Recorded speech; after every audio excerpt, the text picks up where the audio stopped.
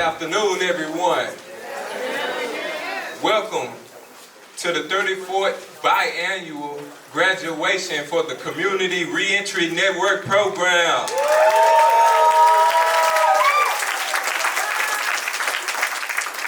Today our theme will be The Journey Continues. And as I look at the participants in the program, I just want to let y'all know how very proud I am of y'all. I know a lot of y'all individually and personally, and I'm so proud of you for the investment that you made in yourself, and I can tell you this, it will pay off. I'm extremely excited today because today marks 1 year from my graduation from the Community Reentry Network. So I just want y'all to know that I did 16 years and 3 months in prison from the age of 18 to 34.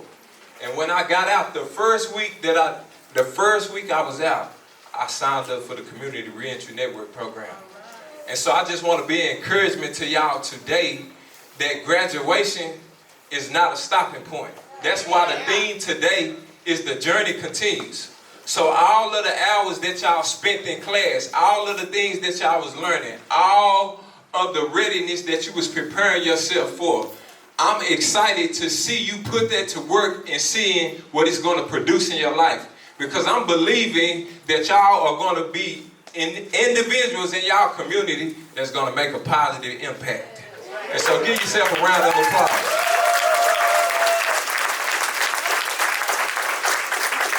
So now we're going to move forward in our service, and we're going to invite Pastor Kirkpatrick up. He's going to do our invocation.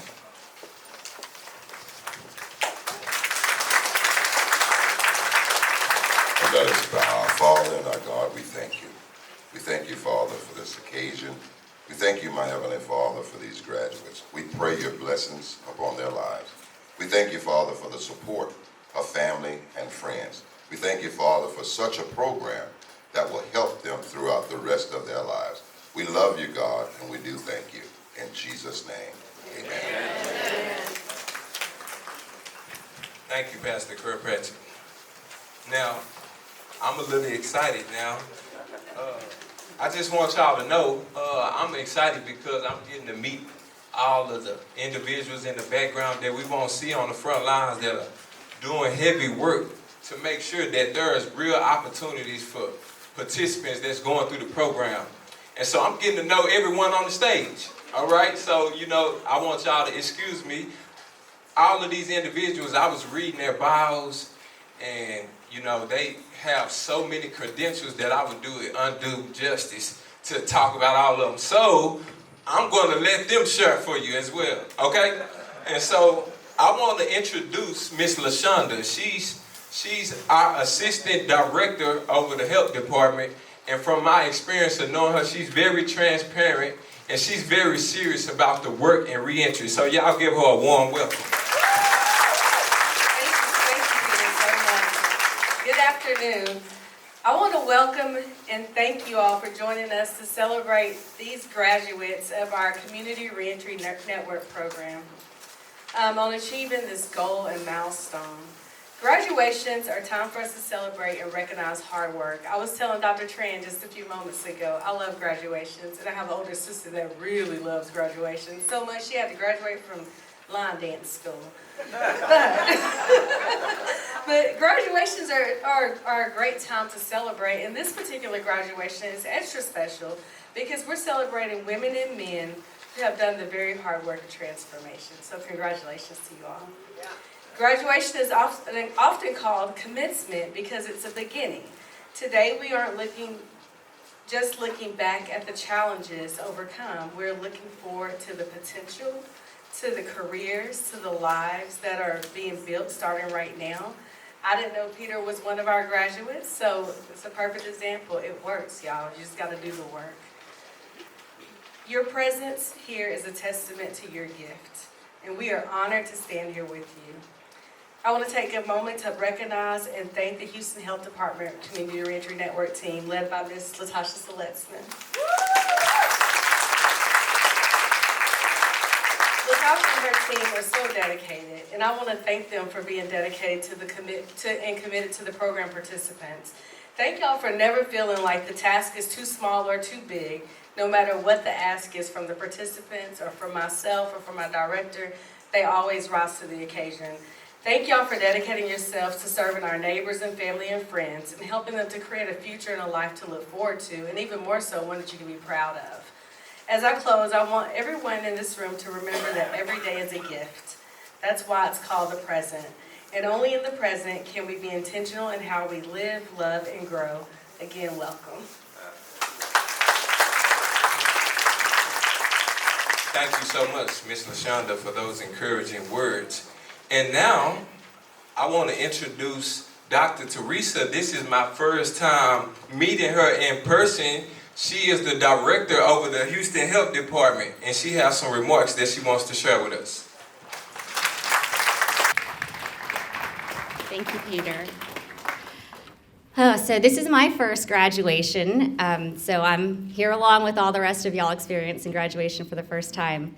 But good afternoon to all of our honorable and esteemed graduates, families, partners, community leaders.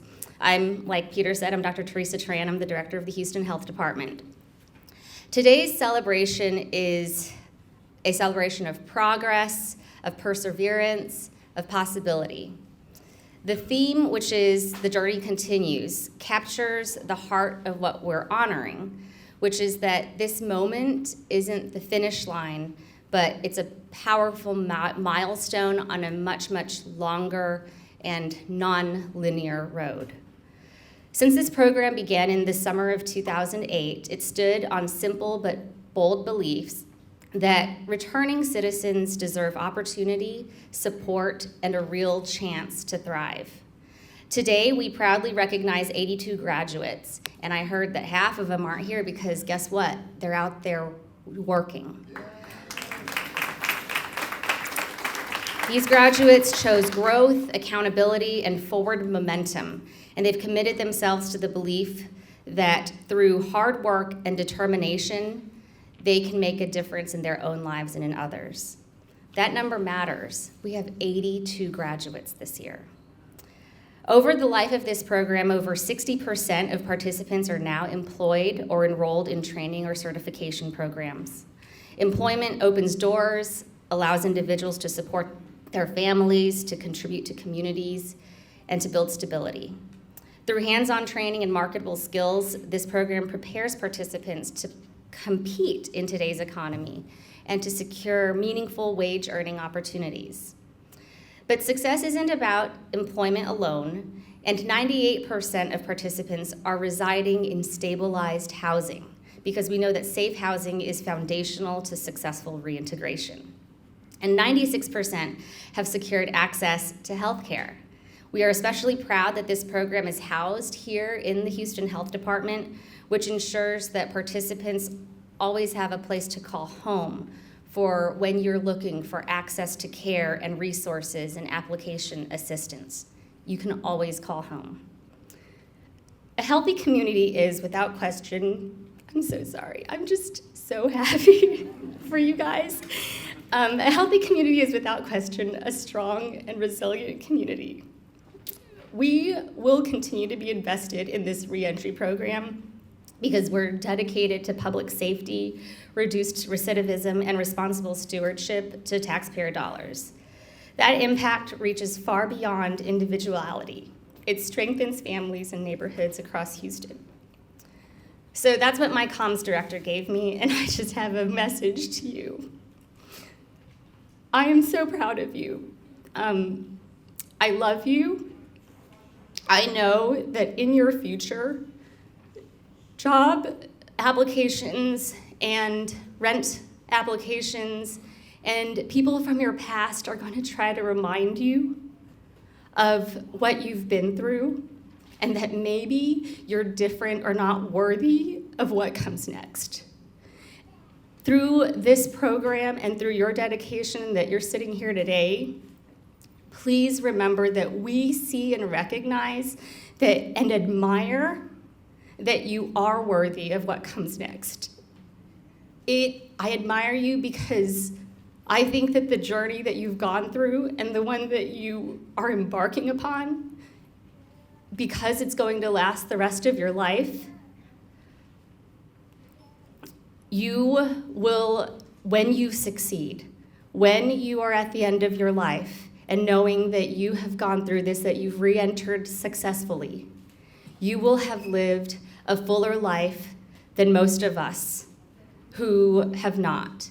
To your family and your friends and to your supporters, please be there for them. Please remember, and we will remember and always advocate for this, that this journey is not linear, that there will be ups and downs, that that's part of the process, but that if we continue to power through just with the same determination, the same hard work that you did to get through this program, it's just little steps, on and on and on, and you will have a successful journey. And I'm so proud that we get to be a part of that for you. So congratulations. Oh, I don't get to get up yet. So, on behalf of Mayor John Whitmire, who was not able to be here today to attend a funeral, we have been joined by Councilmember Twyla Carter, who is an amazing advocate who's, I've only been at the department for a few months, but she's been advocating for this for so much longer. Councilmember Twyla Carter is a dedicated public servant and a dynamic leader with deep commitment to building a stronger, more resilient Houston. She's got a career that spans both the private and nonprofit sectors and brings strategic and compassionate approaches to her role as Houston City Council Member at Large, Position 3. Prior to her election to City Council, she spent more than a decade as the Senior Vice President of Community Relations for the Houston Astros and was the Executive Director of the Astros Foundation. Under her leadership, the foundation raised over $60 million to support programs that uplift underserved communities and enhance quality of life across the city. Councilmember Carter was raised in humble circumstances and remembers what it was like to rely on welfare as a child. And with that knowledge, she has worked diligently to break cycles of poverty. Today, she champions policies that promote collaboration, accountability, and meaningful progress for all Houstonians. And I can speak from firsthand experience that yes, she does that. Councilmember Carter knows that safe communities are prosperous communities. Her commitment to the men and women in uniform runs deep, and she's committed to fully funding law enforcement. She is a passionate advocate for families and survivors of domestic violence and serves on the board as the board chair of the Texas Council on Family Violence. She's also an ex officio director of Houston First Corporation, so she is able to combine public and private sectors and all types of people. Her past board service is there's an entire list of things that we could name, but I will say that she leads the Houston Resilience Committee as chair, and she also serves as vice chair of the Ethics and Governance Committee. She lives in Kingwood and is a member of the Kingwood Methodist Church, and we are so grateful for her honesty, consistency, and persistence, and really just her faith in Houston's future, which includes you. And she really truly believes that the best path forward is always onward and upward. So we are very grateful and lucky to have Councilmember Twyla Carter on our side, and she has your backs. She has this program's back, and I'd like to invite her up to say a few words if she'd like.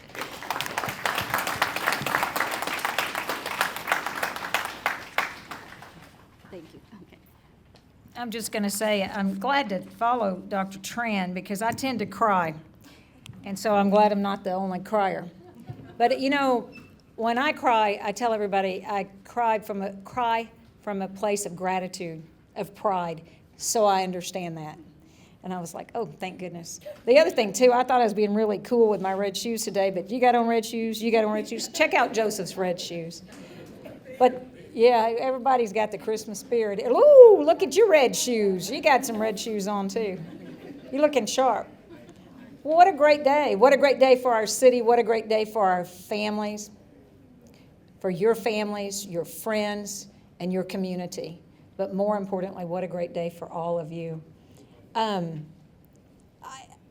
What a journey. You're here today in this place that takes so much courage, right?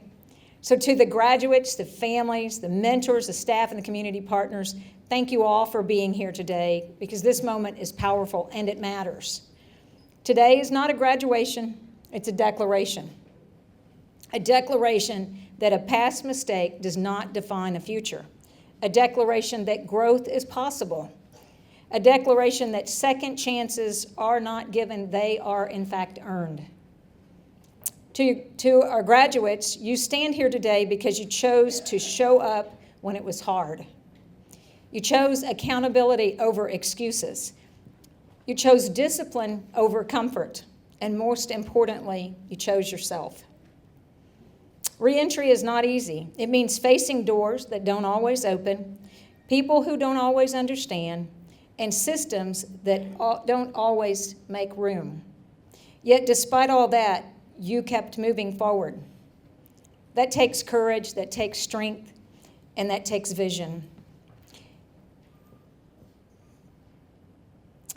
The program did not just provide you tools, it helped rebuild confidence, restore purpose, and reconnect you to your power. You learn job skills, life skills, and coping skills. But you also learn something even greater, that your life has value and your future is still being written. Let me be clear. This certificate is not your finish line. It's your launch pad. The real work continues when you leave here today, choosing integrity when no one is watching, choosing growth when old habits call, choosing hope when the road feels uncertain. But now you're better equipped. You're not the same person who started this journey. To the families and loved ones, thank you for believing, for encouraging, and for standing in the gap. Your support matters more than you know. To all the staff members, mentors, and partners, thank you for seeing potential where others saw problems. Your work changes lives and families and communities. Graduates, remember this, if nothing else, your past may be a chapter, but it is not your whole story. You are proof that transformations are real. You are proof that redemption is possible, and you are proof that second chances work.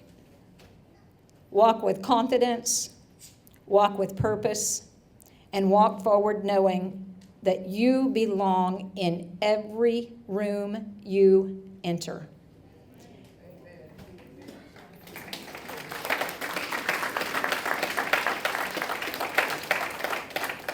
Congratulations, your future starts now. Thank you.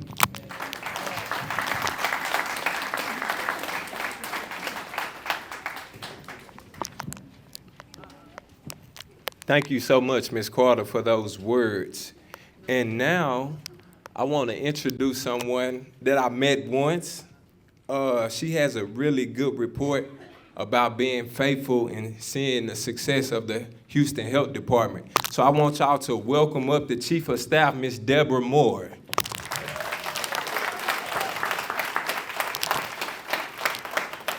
Thank you, and good afternoon, everyone. Okay, that didn't sound very exciting.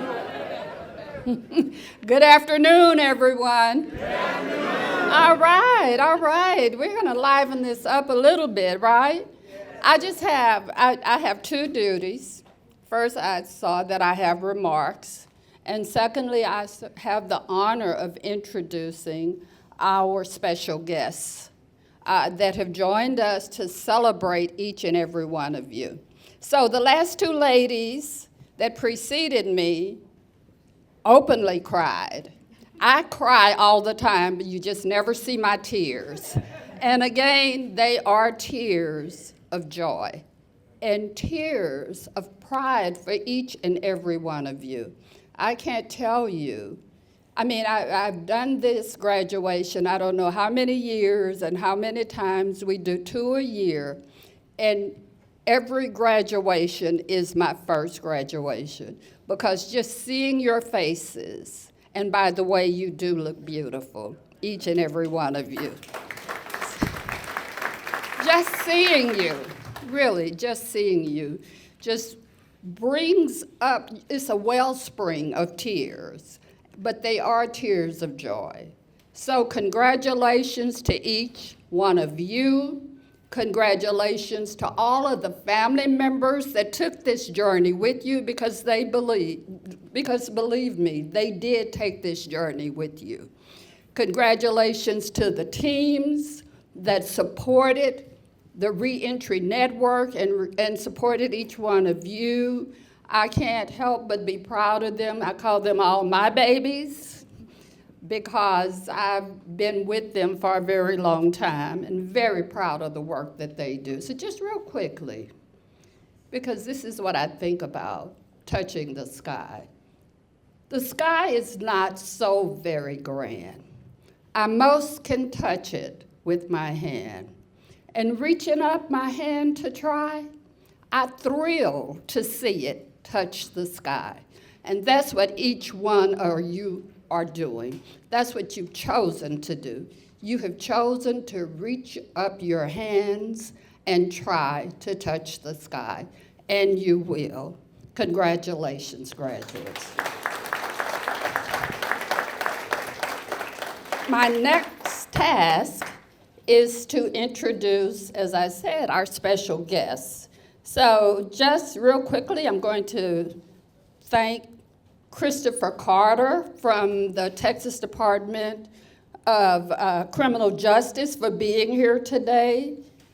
You've heard from Councilmember Twyla Carter. Thank you so much, Councilmember, for your support. And she walks her talk, I will tell you. She is very supportive of this project. Thank you. I want to thank John Rosenthal with our state legislature. Thank you so much for being here. Mona Pena with the Texas Department of Criminal Justice. Thank you. And I think, am I missing anyone? I don't want to miss any of our special guests, because without you, this project could not be successful. This program could not be successful. So are there any other guests or anyone representing any of our council members or legislators? Again, thank you so much for being here.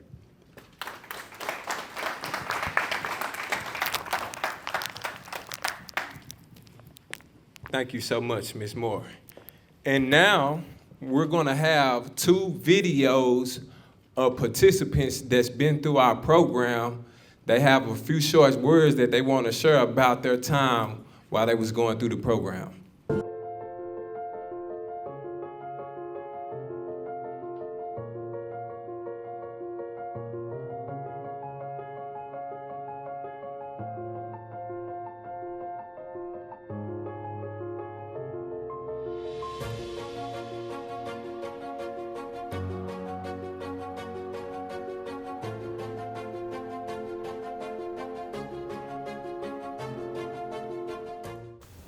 First of all, I want to thank God in the City of Houston Reentry Program, the counselors, the facilitators, and all the staff.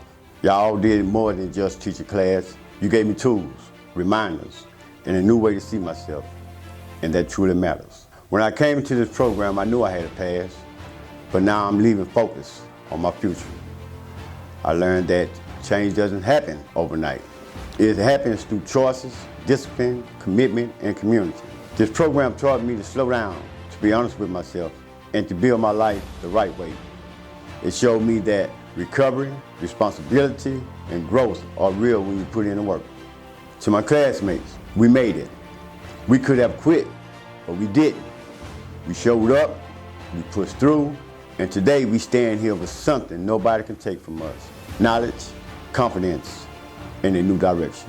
Moving forward, I'm committed to using everything I learned, not just for myself, but for my family, my community, and the people who believed in me.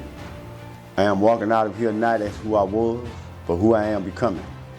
To the staff, the facilitators, my counselors, and my classmates, thank you for believing in me, even on the days when I doubted myself. Your guidance means more than you know. Today is not the finish line, it's the starting point, and I'm ready. All praises to Jesus Christ. Hello, my name is Irwin Gaines. I'm a recent graduate of the Community Reentry Network program. Before attending CRNP, I was unsure as to what direction I needed to take concerning my transition. I was blessed with the opportunity to come into contact with several individuals who benefited from participating in this program. I can honestly say that I have gained a broader and more productive perspective on how I wish to pursue my career, engage with my community, become effective in relationship building, and have a positive impact from the time I spent in the CRNP. The instructors were dedicated to ensuring that we were fully prepared to go forth and excel in any venture we chose to pursue. I wholeheartedly encourage anyone recently released from corrections to invest in themselves by participating in this program. This program is most definitely needed in order to develop people, such as myself, with the best opportunity to be great. In closing, I would like for you to gauge my progress in eventual success as a measuring stick of how excellent this program is. Thank you. Would you please give another round of applause for those participants?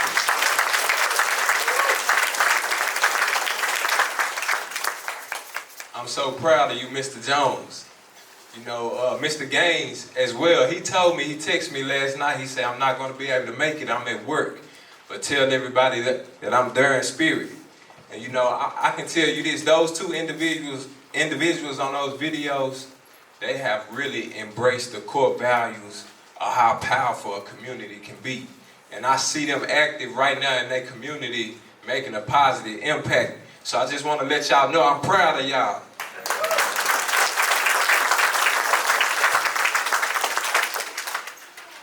All right, this next participant, I'm extremely proud of her. She's very motivated, enthused, positive. She always sending people in her field and telling them to come to the reentry program. I have seen her commitment and dedication and what she's doing. And so I want to introduce Miss Holly Austin. She's going to be giving some remarks to y'all.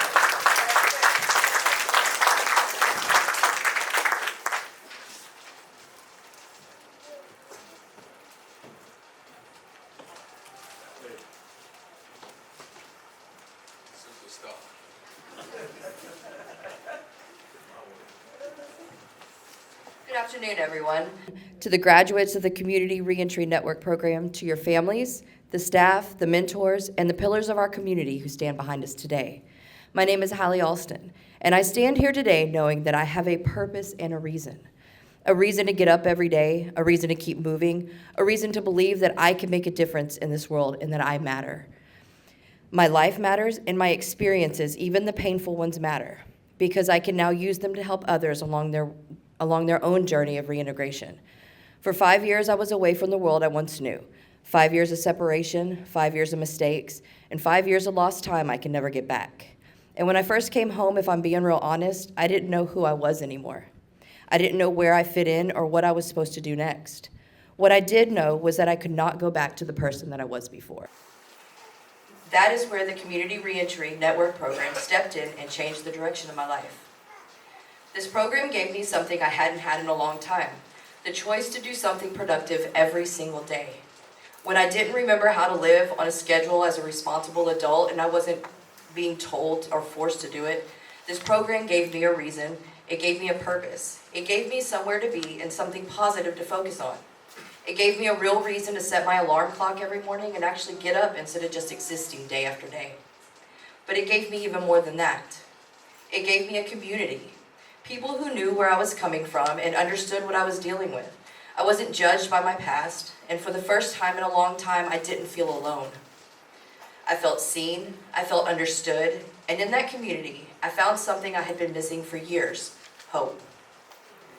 One of the first job opportunities I was given was doing gig work at the NRG Stadium, something I would have never thought about doing or looking for on my own. But for the first time in a long time, I was earning real money and not working for free. And at the same time, I was able to experience live music, something I could not have afforded at the time or imagine being able to do so soon after coming home. I even got to see and listen to Beyonce perform. Standing there in that moment, listening to that music, I realized how much of my life I had been missing. I felt grateful simply to be free and to experience it. That moment changed everything for me. It motivated me to go after more, to find something meaningful, to build a future that allows me to keep living, growing, and experiencing life. It connected me with people who are doing the kind of work I want to do, helping others. Because of that, I found my direction. I am now in the process of becoming a peer support specialist so I can help the next person walking the same road I once walked and am still walking, to guide them the way this program has guided me. And I learned this: the obstacles that we face and the letdowns that we encounter are not death blows. They are just speed bumps, and ones that we can recover from. The Community Reentry Network program didn't just help me reintegrate into society, it helped me find my place in it again. To my fellow graduates today, you did not just complete a program. You proved that change is possible, that healing is possible, that this second chance is a new beginning. And to the families and supporters here, thank you. Your love and belief carried us further than you may ever realize. Today is not the end of a journey, it is the beginning of a better one. And because of this program, I now walk forward with hope, discipline, and purpose. Thank you.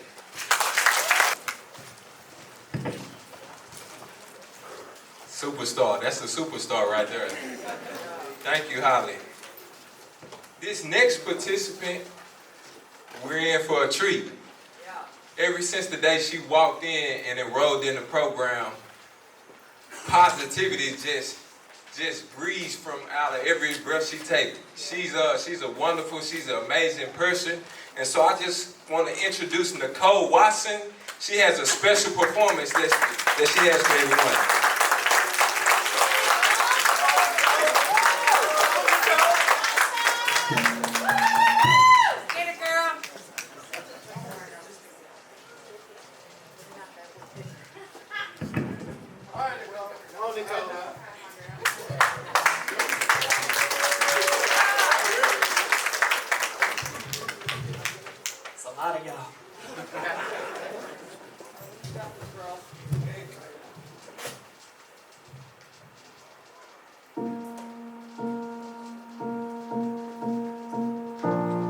Broken down and tired and living life on a merry-go-round. You can't find the fighter, but I see it in you, so we gon' walk it out. Ooh, mountains, we gon' walk it out. Ooh, mountains. I'll rise up, rise like the day. I'll rise up, rise unafraid. I'll rise up, and I'll do it 1,000 times again. And I'll rise up, high like the waves. I'll rise up, in spite of the ache. I'll rise, and I'll do it 1,000 times again for you, for you, for you.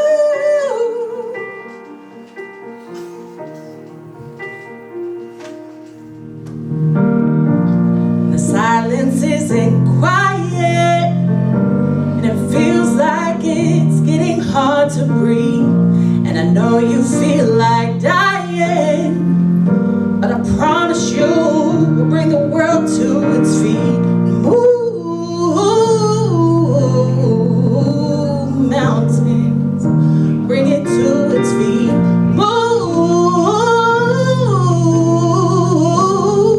mountains, and I'll rise up, rise like the day. I'll rise up, I'll rise unafraid.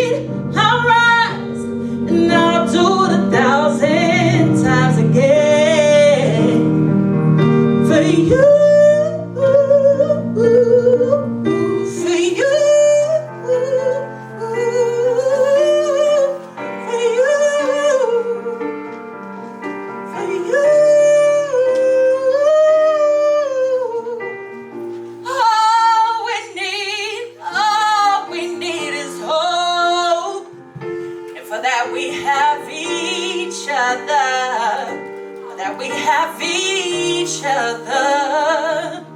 And we will rise, we will rise, we'll rise. Oh, we'll rise. And I'll rise up, rise like the day I rise up.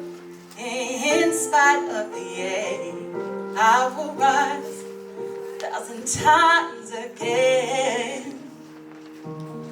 And we'll rise up, rise like the day. We'll rise up in spite of the ache. We'll rise up and we'll do it 1,000 times again.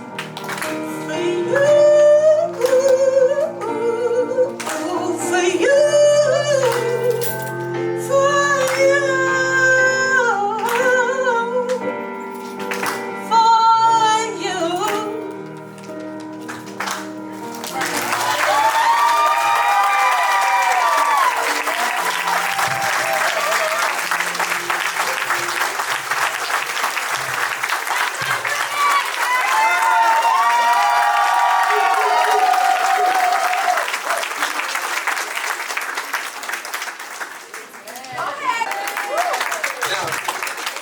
Now that's the voice right there. That changed the atmosphere in this place. I seen some people wake up and continue to keep sharing that voice. Such a beautiful voice. So proud of you.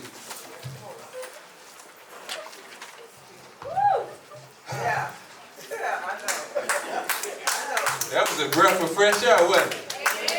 Yeah. Okay.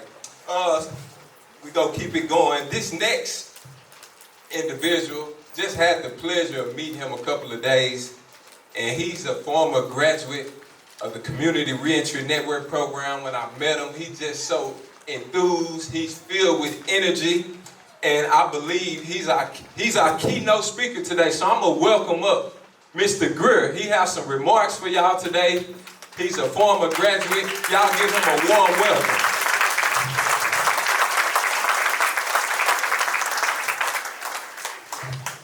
Good afternoon. Good afternoon.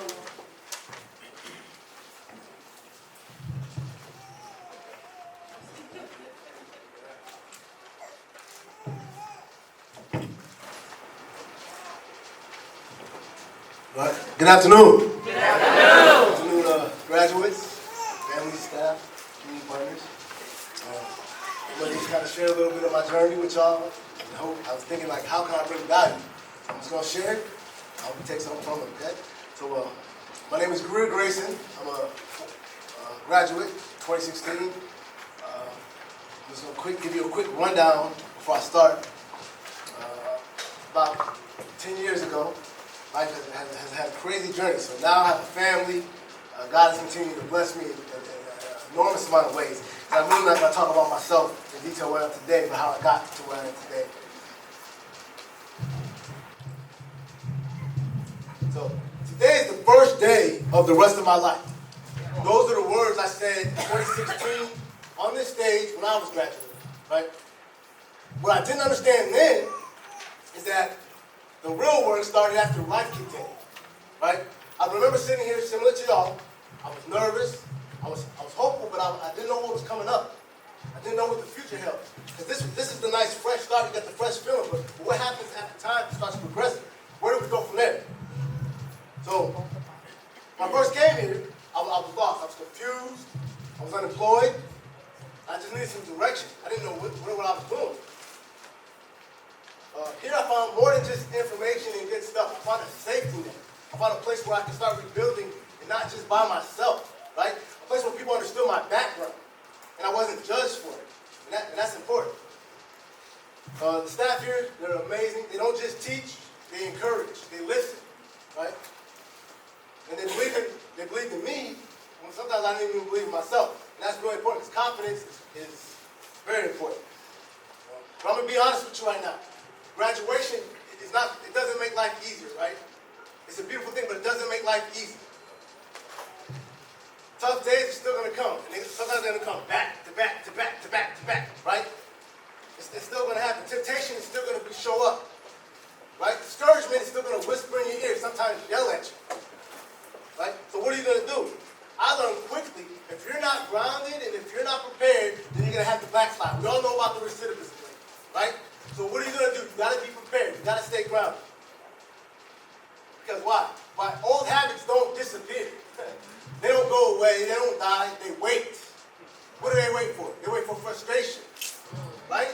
They wait for isolation, right? They wait for stress. They wait for life to hit you. Boom. I wasn't ready for that. So I had a similar moment here when I first was here. When I first was coming in, we had a job there. And I was dressed up. And I'm sitting there like, my palms was getting all sweaty, nervous, right? And then that voice started in. What are you doing? What are you doing? You don't belong here, right? Look at you, you're a clown. And I'm like, oh man, here we go. I'm not gonna do this. I'm about to back out. But I regrouped, and I did it anyway. I stayed for the seminar. I got some resume tips and some interview tips. And that was the turning point for me. Not because life came easy, but then I realized, hey, you know what? I can learn my way through this. And I'm not alone, right? So, what I want to show you today is not perfection, it's a process. Because it's not perfection, it's process. So now I just want to show you some of the things that I did after. Because after graduation, there was no flaws, there was no schedule. It was choices now. And what you do every single day is more important than how you feel on a day like today. What you do every single day, that's what's going to determine the outcomes, right? So the things that I did, I started journaling. Well, the first thing I do every single day, start the day with gratitude, right? You got to remember where you came from and why you're doing it. Gratitude. I'm a firm believer everything starts with gratitude. Then I got into journaling. I journaled my struggles, things I was grateful for. I would get these things out of my head so they didn't become excuses later on, right? I would meditate. I would breathe. Because I had to control my nerves and emotions throughout the day, and that was my way of doing it. And then I would set small goals, little small goals. You build discipline. Because let me tell you this, discipline is going to show up when motivation is gone, right? It's discipline. So, I want you to hear this, and this is one big point for me. Goals turn survival into progress, right? Goals. Goals turn survival into progress, right? It turns chaos into clarity, and it gives all your effort a destination. Because what happens with all those small little habits, if you start to build them up, they become an armor, they become an anchor, they anchor you down. Because life is going to keep coming, boom, but you'll be anchored, right? So this journey isn't yours to walk alone. And what I did is I leaned on mentors, I leaned on the staff here, I leaned on friends, family, my father's right back there, I leaned on him, and I humbled myself and I accepted the support. Because we have to, we always say now I'm in Coca-Cola when we say humble and hungry, stay humble and hungry. But I stopped thinking that I had to prove myself to be part of something bigger. Because the truth is, we are not meant to go through this alone. Right? We are not meant to go through this alone. So, one thing that I did wish that somebody had kind of told me before is hope without direction turns into frustration. Right? Hope without direction turns into frustration. So that's where you gotta get a game plan, realistic goals. Set those things in line. The moments of life, they don't stop. They don't stop. They're going to keep coming. They just change form, right? As you grow, the problems grow and they change. They don't stop coming. I'm here today to tell you my journey hasn't been easy, and it hasn't been perfect. I stumble, and I've had to recommit myself many times. But the difference now is I'm prepared, right? And I know I'm not alone. So I'm going at it a whole lot differently, and it's made all the difference. So you're standing on the threshold of life. And even though this day is heavy, it's a gift. It's a gift to rebuild. So remember what I said in the beginning. Today is the first day of the rest of your life, but it only matters if you make it happen. So, one step at a time, you can do this. We can do this. We can do this. We can do this. You know what I mean? So let's celebrate today, but as everybody said, this is not the finish line, this is the handoff. You got tools now. You got knowledge now. You got network now. So what I say is build your network, right? Build your support system, right? habits. Protect what you do every single day. That's what matters. And you may not feel ready, and that's okay. Start anyway. Because I'm proof not of, like I said, progression, but I'm proof of progress. So this is a momentous day. I'm so proud to be in this room. I've been in rooms that I thought I would never be in, but that's where God put me. You know what I mean? It's not all about our understanding. So I'm gonna leave the words I landed with last time. And if you remember nothing else, remember this: a second chance isn't anything if you didn't learn from your first. All right? Thank y'all for having me.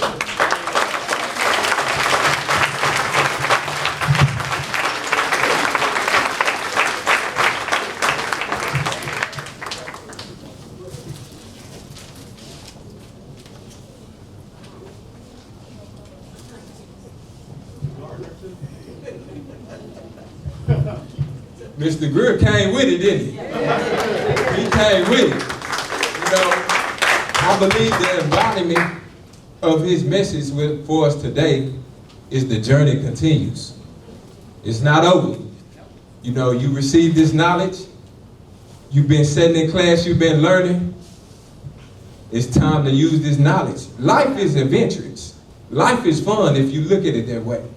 And so the things that you've been learning, it becomes an adventure in life when you begin to use this information and apply it in day-to-day choices.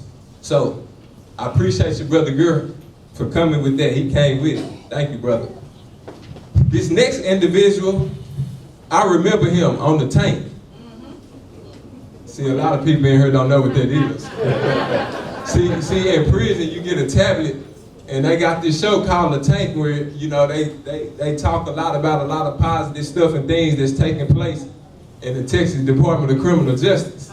And I used to always see this individual come on Tank, you know, with Brother Keegan Brewster, and they used to always encourage individuals, you know, with coming out of a prison mindset. And so I want to introduce Mr. Christopher Carter. He's the TDCJ Director of the Chaplaincy and Volunteer Service Division.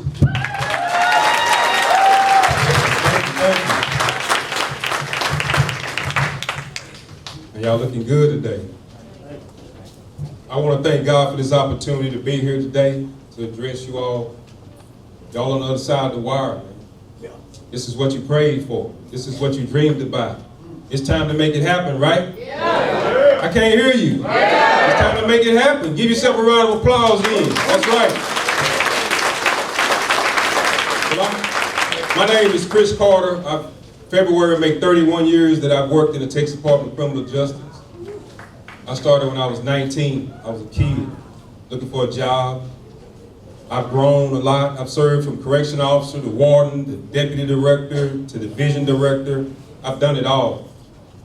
When you look at the resume, you see all these things that we've accomplished, but the resume doesn't tell you about the struggle.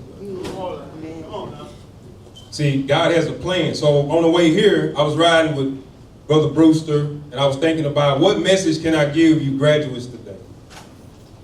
And God put this in my heart. Tell them I love them and tell them that they still have a future.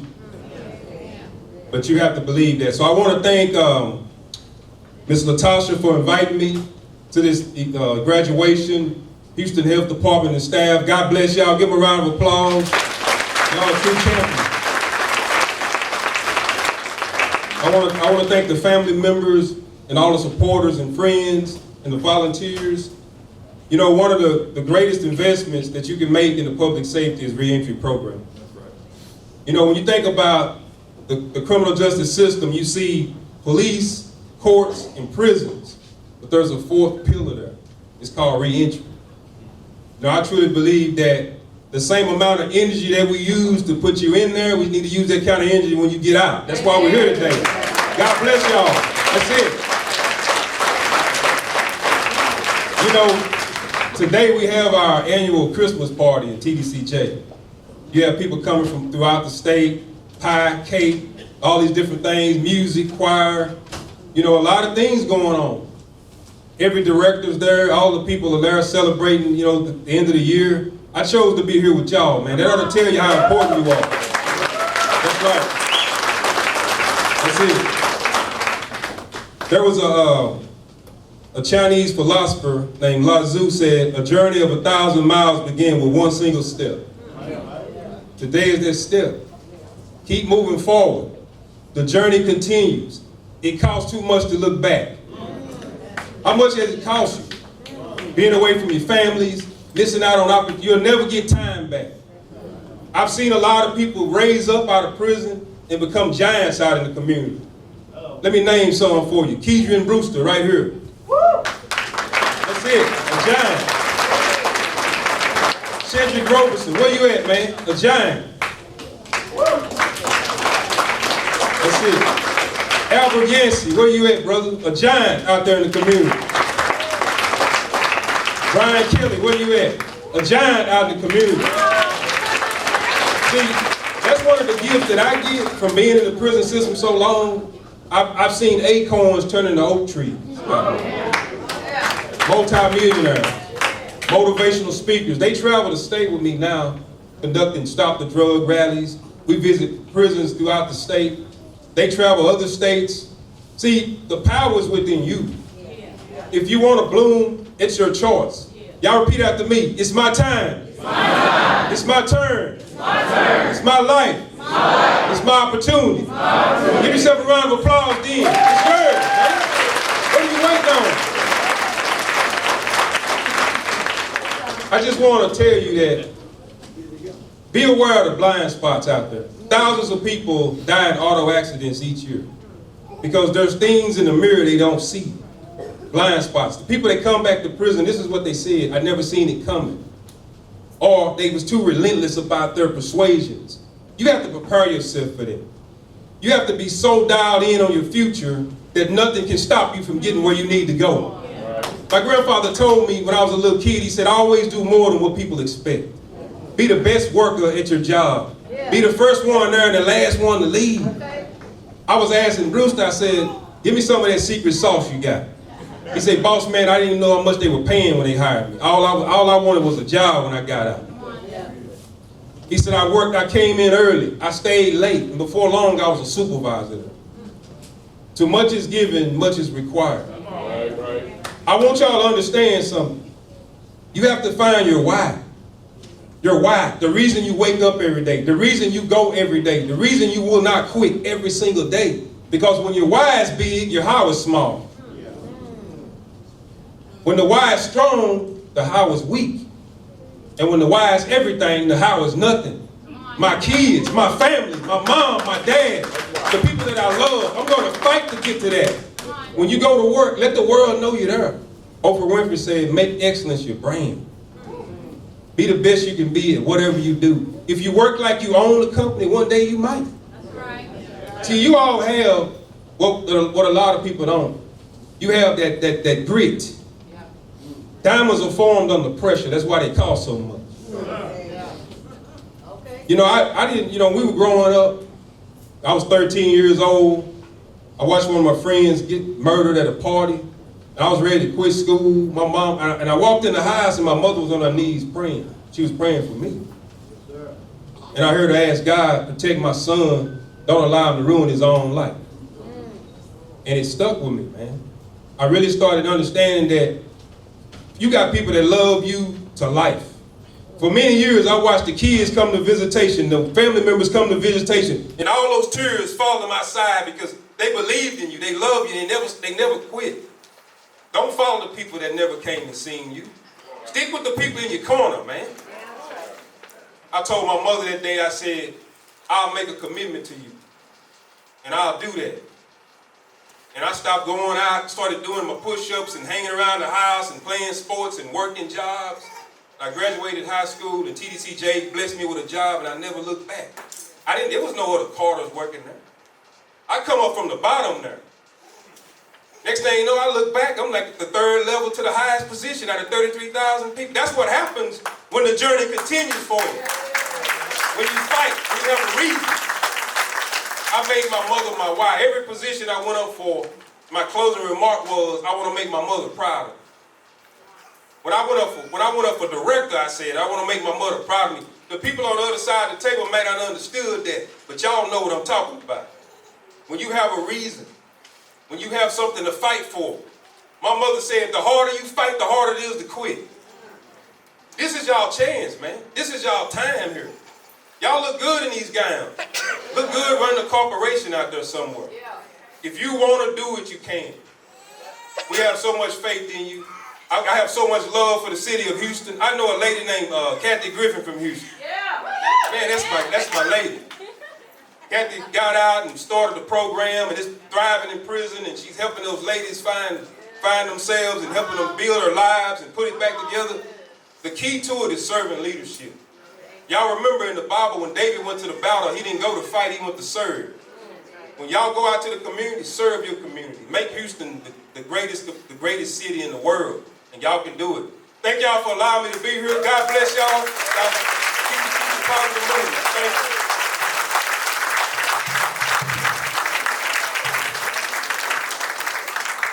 Y'all can do better than that.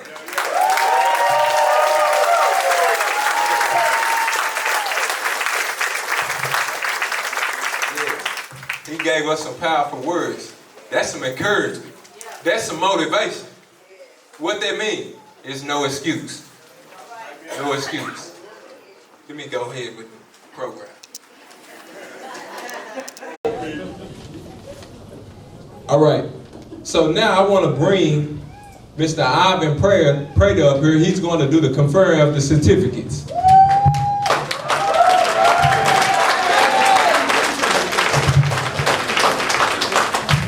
Thank you, Peter.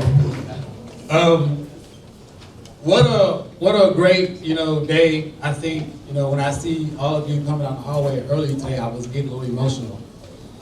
I start my morning out each day that I come to work sitting in front of you all, and we often have very deep and very, evolving conversations. So I've had the privilege of really listening and hearing a lot of your stories, your struggles, your hopes, your ambitions, your dreams. And those things, they weigh on me heavily. Many of you know that I consider myself to be an advocate, a person of community, a person who is from this community, a person who has seen firsthand how these issues of, barriers can impact not only your will, your motivations, but your very sense of identity itself.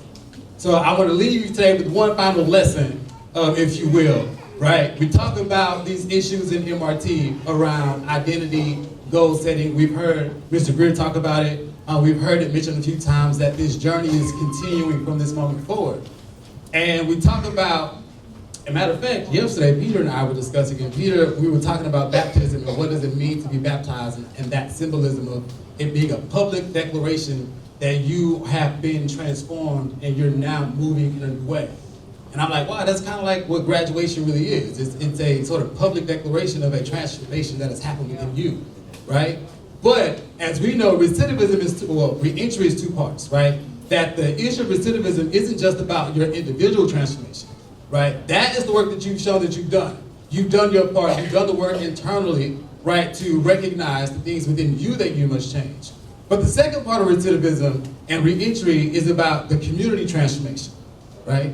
That the community needs to change and be prepared to receive the new you, right? To allow you to walk within this new purpose and not, as someone said earlier, hold that past person against you. So today isn't just about your, declaration to yourself. It's about what we are also declaring to you, right? That we will do our part to ensure that we are creating the kind of communities that are making space for you to show up and to thrive, right? So I want to also, sort of give this call to action to you, because I do believe that beyond this moment, you gotta, understand that power, which is when we talk about being empowered, right? The empowerment that you may have now that you've learned these new skills and you sort of stood here today and declared that you're walking in a new purpose, right? You're going to align your actions down with your values and your beliefs and this new sense of goals and identity that you have, right?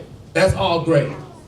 But the real power comes in when you take what you've learned and you share that power with someone else that's where you once were, right? That's where we truly see power begin to change not only you, but entire communities, entire cities, right? So I want to encourage you today that when you leave here, don't let this be the last time that we all see you. We have an alumni program, There's a table outside, so this is my plug. That I'm hoping each of you decide to join, that you decide to become, responsible citizens. Because what I understand is that the situation that many of you have ended up in that has, put you, here today isn't necessarily a moral failure. That many of you were victims, right? Victims of systems that have failed you, education systems that have failed you, healthcare systems that have failed you, right? Court systems and criminal justice systems that have failed you. So you've learned to operate outside of a system that has rejected you. And that operating outside of that system is survival. However, those survival skills that you learned, they don't necessarily serve you when it's time to thrive within the system. So this graduation today is also a declaration that you have declared that you're willing to try to trust the systems again, right? That you're willing to play by the rules, live by the rules, right? Live within the system itself, right? And that is a commitment, again, that is not only upon you, but upon us, the system and the communities, to ensure that, again, we're wrapping ourselves around you to ensure that today is not just a day of photo ops and a day of good feelings, but today is a day where we all are being committed to your success.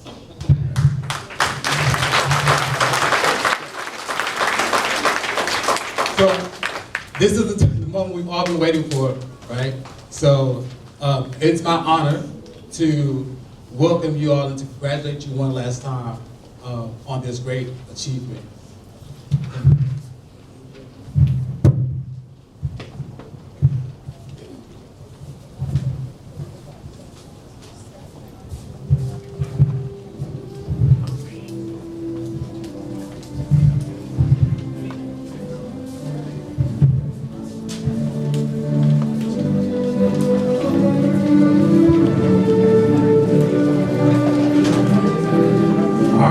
Cashmere Multi-Service Center, are you ready to have these participants graduate?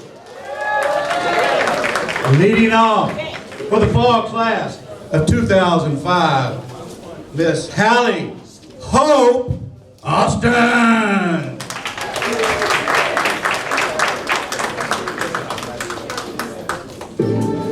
Up next we have John Berlew.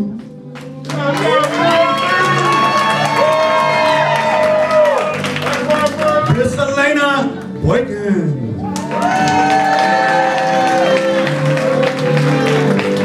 Now we got Mr. Michael Braxton.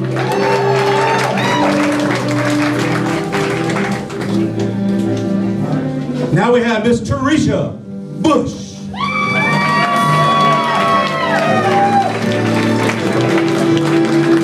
Up next we got Jason Davis.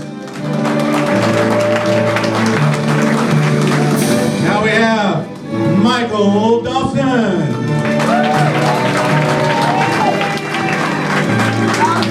Ready for Melvin Durden. Next we have the voice of the CRNPM team, Miss Nicole Dawson.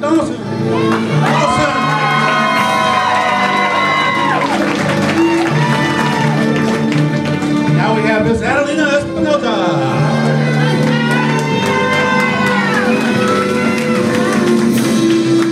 Miss Flournoy.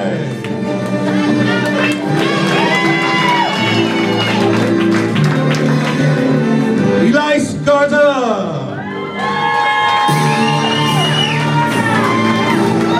Let's give it up for Alex Ryan Harvey.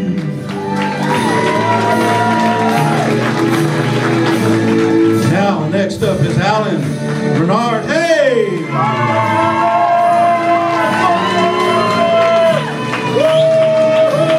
Next up we have Sharon starting to howling.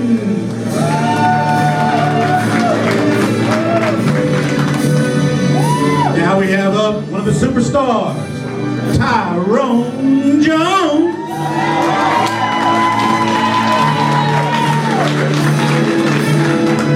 Next up we have Mark Kearney, I'm sorry.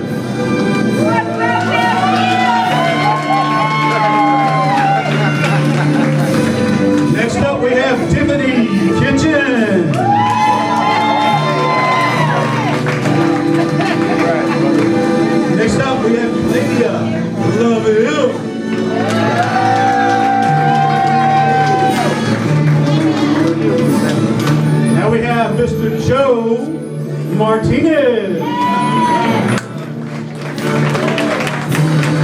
Next up, we have Kiva McLean. And now we have, up next, Teresa McLean.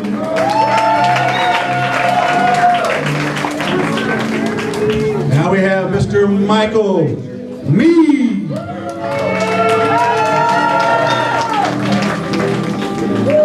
Next up, we have Mr. Stephen Morris.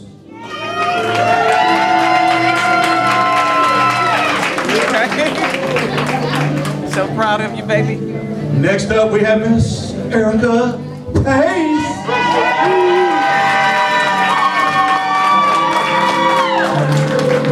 Now we have Mr. Joseph Peters.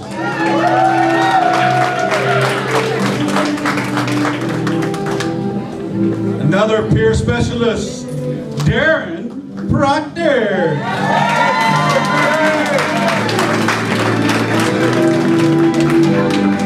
The most notable one of all, Mr. Eddie Pye.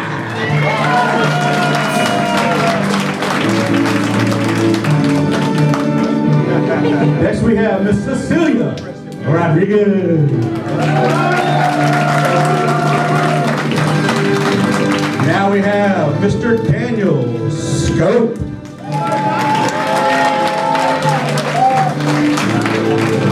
Bernard Sanse. Double service.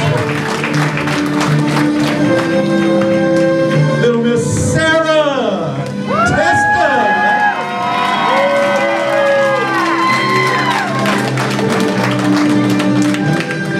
Next we have Miss Nicowana Turner.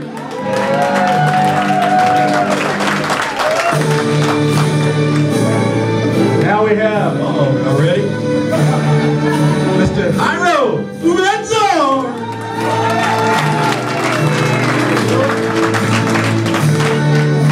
Now we have Miss Deborah Watts.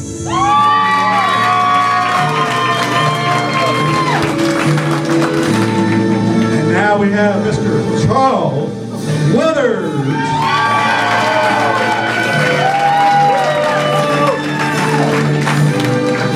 Now we have Miss Natasha Womack Connor.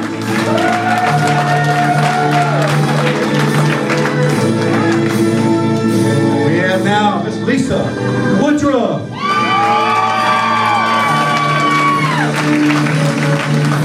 Now we have Mr. Fernando Castillo. Last but not least, Demario Woods.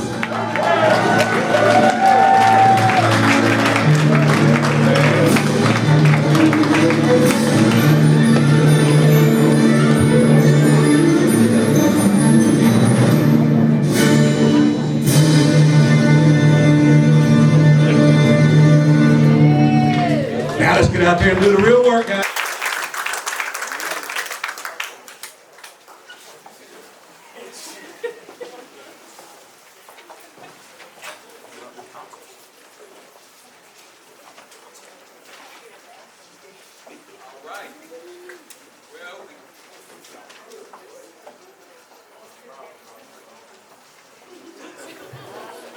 All right.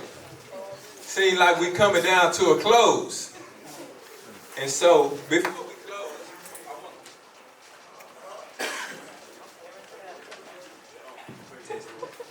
we close, I want to introduce someone. But before I introduce this person, I just want to, acknowledge how thankful I am for working for this program. I've been here since I've been out. First week, they didn't see everything about me. First car, first house, first date, all that. They didn't see it all. And so they my family. And so I like to thank all of the staff. They very supportive of me. They believe in me, and they believe in the work that we're doing. It's gonna make an impact.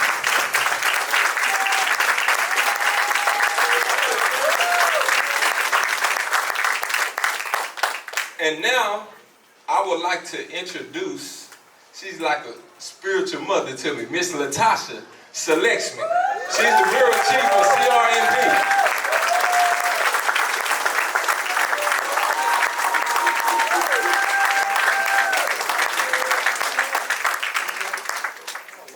Okay, thank you so much, Peter. I would lose my voice on today, right? Before I start talking, though, I'd like to bring up two people. The first person I want to bring up is Representative John Rosenthal. Representative Rosenthal, y'all give him a hand.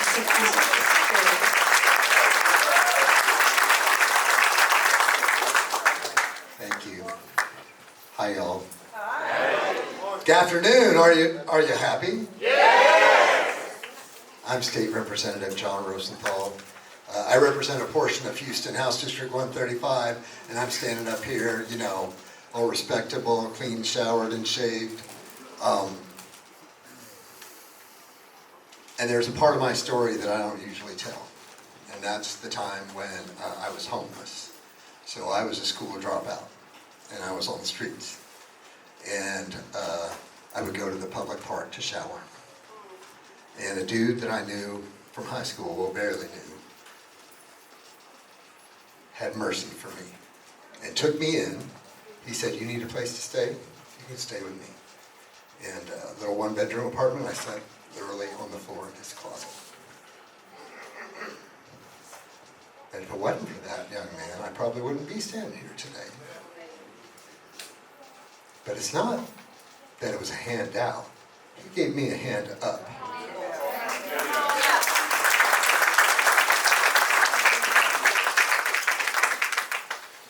I want to talk to you I can't even follow these people. Have been so fantastic speakers today and so motivational. This was like one of my favorite things to come to because I want to uplift you for your courage, for your commitment, for the possibility that you represent.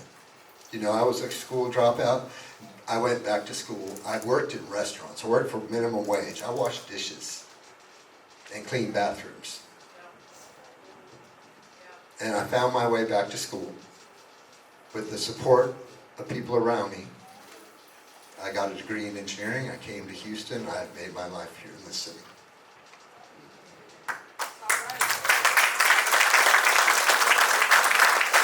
So let me tell you something about courage.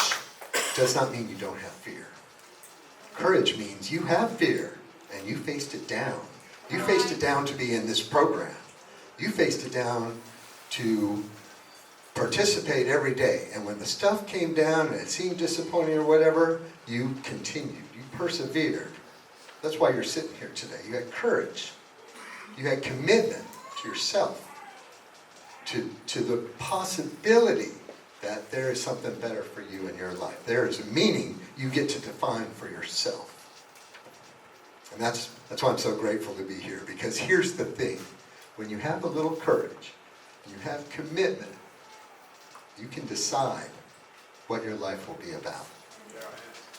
And the reason that you're here is because you have already demonstrated that you can be unstoppable in your life. You can be set back. You can be knocked down. But when you believe in yourself, and you stand up for yourself, as long as you don't give up, you can't be stopped. So I just want to commend you and thank you for going through it. Thank you for the lives that you are going to affect and inspire. You all have already inspired me. I'm so grateful to be here. I'm so grateful for you. Thank you for giving me a couple of minutes to talk.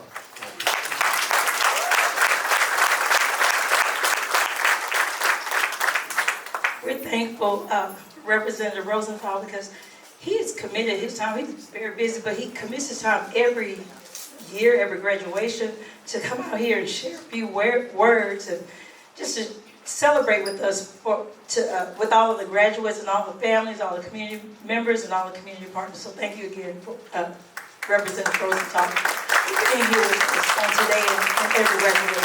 We're grateful to be here.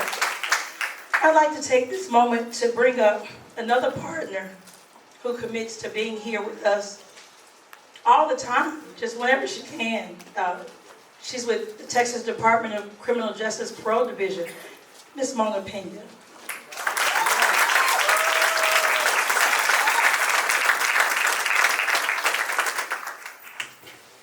guys for allowing me to take a few minutes of your time. I know you all are trying to wrap up. But I did have a few things that I had asked if they'd give me a chance to speak with you all. I want you guys to know, and you may not see the people behind you, but I have invited several parole officers and their supervisors. The parole officers that are here are the people who sent the most people on parole to this program. So I asked those people to come in, be part of your graduation with you. And then take that message back to their offices so that they can see what can be provided. And so that we can continue to add to the attendees and to the graduates for this program. I wanted to share a couple of thoughts with you. You are not a TDC number. You are no one's cellie. You are not an inmate. When I started working for TDCJ, I was 22 years old. I've been on Wallace, Ware, Garza East, Garza West, Lionel, where else? Smith unit, the work camps in Sweetwater, San Angelo, and Big Spring. And I've seen what it's like to be on a TDC unit. No matter what you explain to your family and friends, if they haven't been there, they don't understand it. It's a different world. And then, you know, we expect you to pop out of that different world, taken away from society, not able to make your own choices. You can't go to sleep when you want to, all of that. And we expect you to get out day one, get a job, start paying bills. And that's just not how it works. The first thing you did right was come into this program. The second thing you did right was committing to the program. Everything after this, you got it. You'll be able to do it. But what I don't want to happen is for one of our parole officers to hold you back. And if that happens, you tell them I'm calling Mona.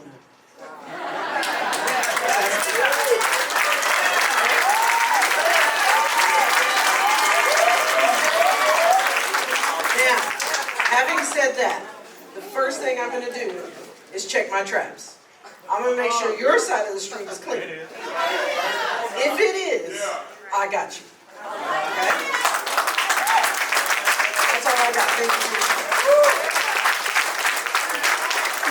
Mama, before you go sit down, Ms. Pena, I would like to ask you to have your parole officers to stand because we want to recognize them for being so committed to partnership, you and the parole officers. If you would please stand.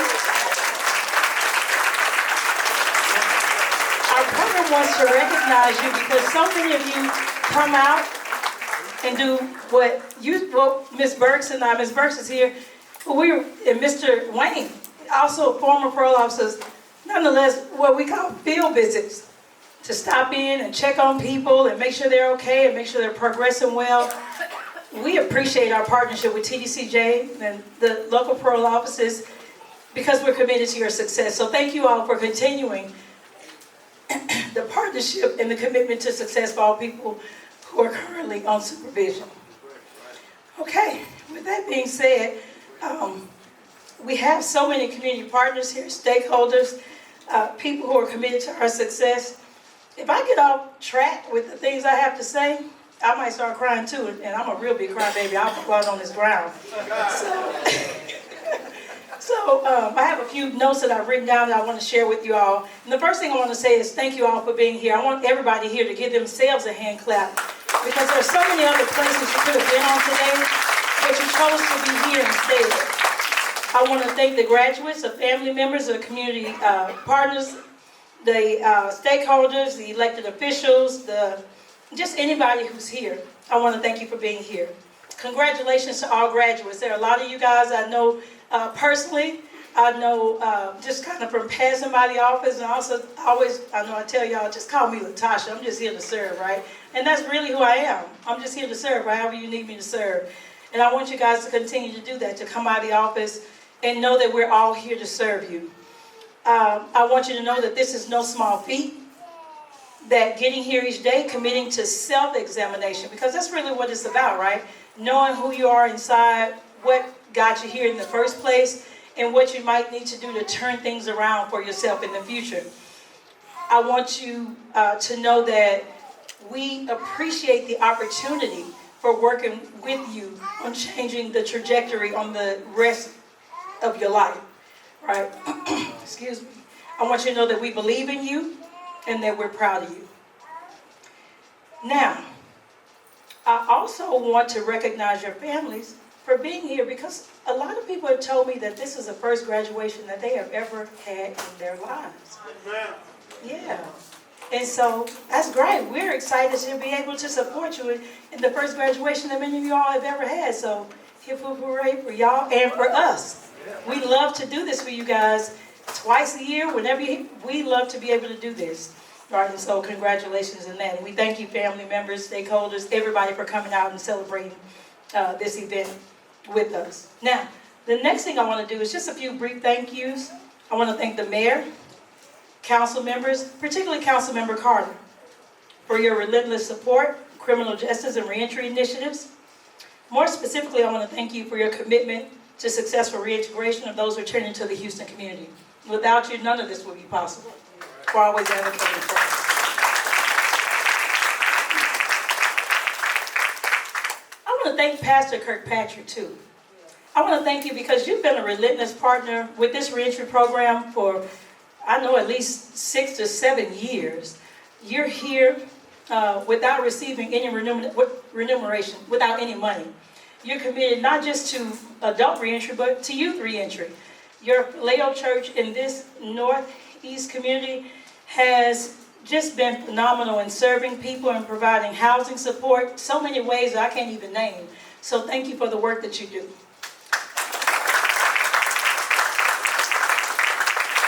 There are other churches that are also in this community that so many I can't even name, but I just want to make sure that I recognize Kirkpatrick, just because of the work that he has always done with us. And also sending us clients, because he does so much in-reach and outreach in TDCJ. Director Tran, I want to thank you for uplifting Health Human Services efforts, specifically reentry efforts, understanding the significant role that public health plays in supporting the health and well-being, not just Houstonians, but those people who are really working to successfully reintegrate back into the Houston community. Without you, your advocacy, without your support, this could not continue to happen, so thank you.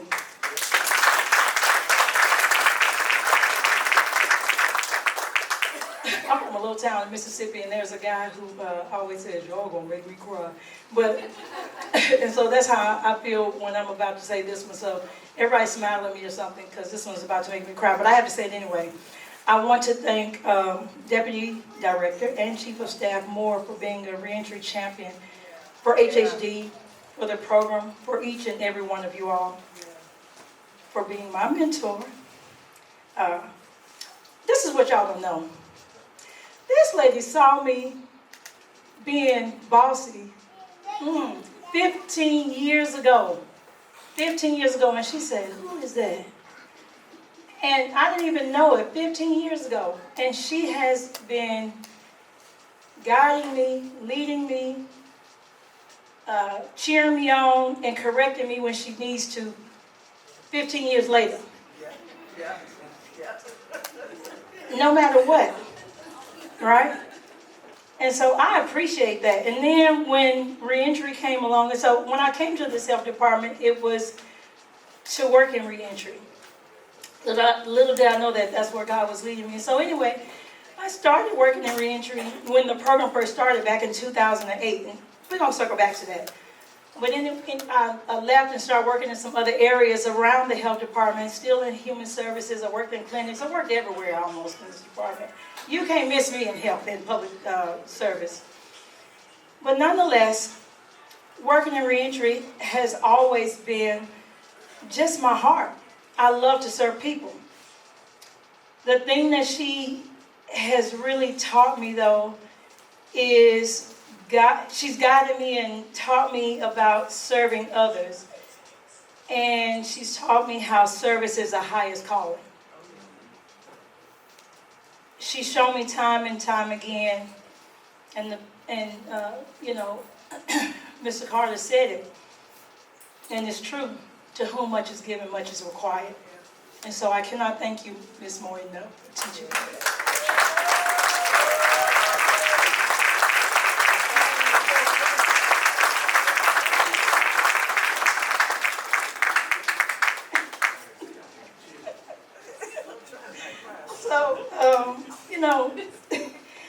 if you want mentorship in the most sincere way, is the way I'm going to say it, y'all contact Ms. Moore. And that's it. Now, the next person I want to thank is LaShonda Mary Horn. She has been around the block, and she's learning reentry in a real way. And you're talking about an advocate. You can't get a better advocate and a thought partner. I don't know what other words to say about her, and she's an innovator. And so I want to thank her for always supporting the work that I do, the work that we do in reentry. Thank you, LaShonda, for being here for our program and the work that we do. Now, Unity Church is here. Unity Church is a partner of ours. They do workforce development. They provide, the services are, I don't want to go too deep into all that they provide, but they have been a partner in our community, providing services for the reentering population, initially in the church and then across the community. I can't thank you all enough for being here to support us in the work that we do. There are so many community partners here. If I were to name all of you all, I might miss somebody, but I just want to say thank you. I want to now thank all of the staff, the reentry staff. Ms. Burks, where is Ms. Burks? She's back there. I see her eyes rolling at me. That's what she always does, but I still appreciate her. She had me back there making tea. She's probably the only person that could get me to go back and make tea. But anyway, thank you, Ms. Burks, for the work that you do. Ms. Elvia Coronado. She is the backbone to everything that we do, and she is also my boss. Yeah, and so Michael Long, thank you so much. Mr. Wayne Baum, Alfredo Ortiz, Mary Henry, Ivan Prater, Veronica Williams, Martine Mollet, and Peter Hill. Peter Hill,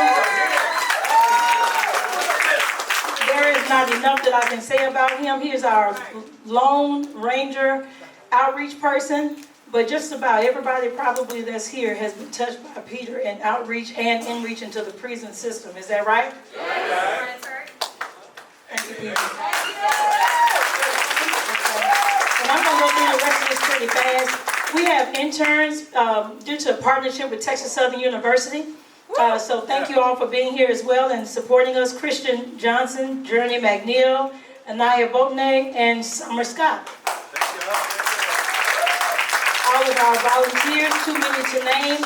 And now I want to do something that's really near and dear to my heart. Some of you guys I just call like out of the clear blue. All of our past graduates and staff, will y'all please stand?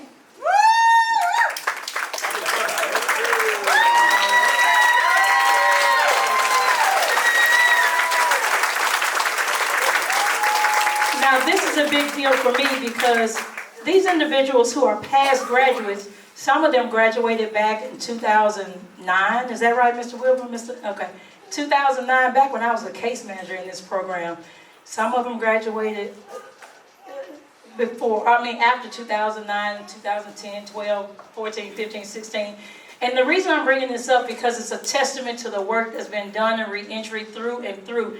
And these people are still in the community surviving and thriving. And so if you need a mentor, you need somebody to talk to, there are people in this room. Connect to them.